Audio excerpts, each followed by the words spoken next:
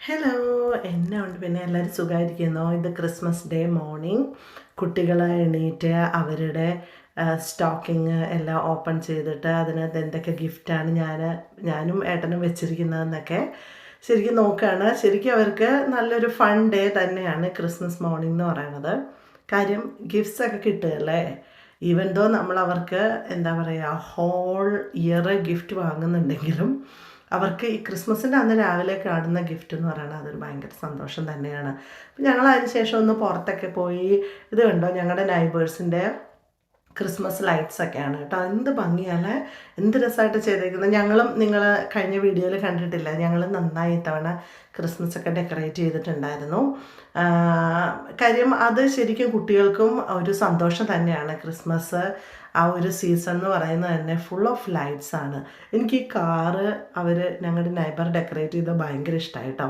അതൊക്കെ കഴിഞ്ഞ് വീട്ടിൽ വന്നിട്ട് ഞാനൊരു പുതിയ സാധനം ട്രൈ ചെയ്യാമെന്ന് വിചാരിച്ചു. ഫിഷ് മോളി. ഇത് ശരിക്കും ഫാം റൈസ്ഡ് തിലാപ്പിയാണ് ഫിഷ് മോളിക്ക് വേണ്ടിയിട്ട്. ക്ലീനിങ് ഒരു ഇച്ചിരി പണിയാണ്, പക്ഷേ എങ്കിലും കുഴപ്പമില്ല കേട്ടോ.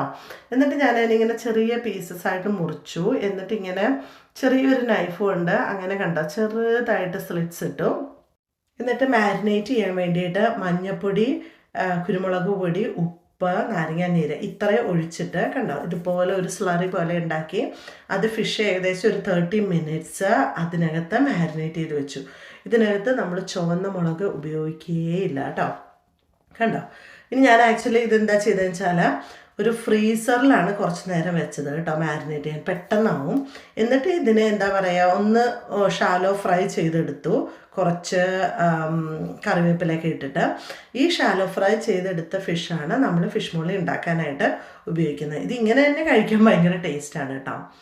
അതിനുശേഷം ഒരു പാത്രത്തിൽ വെളിച്ചെണ്ണ ചൂടാകുമ്പോഴത്തേക്കും ചുവന്ന ഉള്ളി അല്ലെങ്കിൽ സവോള, പച്ചമുളക്, ഇഞ്ചി, കറിവേപ്പില, കുറച്ച് മഞ്ഞൾപ്പൊടി, പെപ്പർ ഇത്രയും സാധനങ്ങൾ ഇട്ടിട്ട് ഇതൊന്ന് സൗട്ട് ചെയ്ത് ഒന്ന് ട്രാൻസ്പെറൻ്റ് ആയിട്ട് ഉള്ളി ട്രാൻസ്പെറൻ്റ് ആയി വരുമ്പോഴത്തേക്കും സ്ലൈസ് ചെയ്ത ടൊമാറ്റോസും കൂടി ഇടും.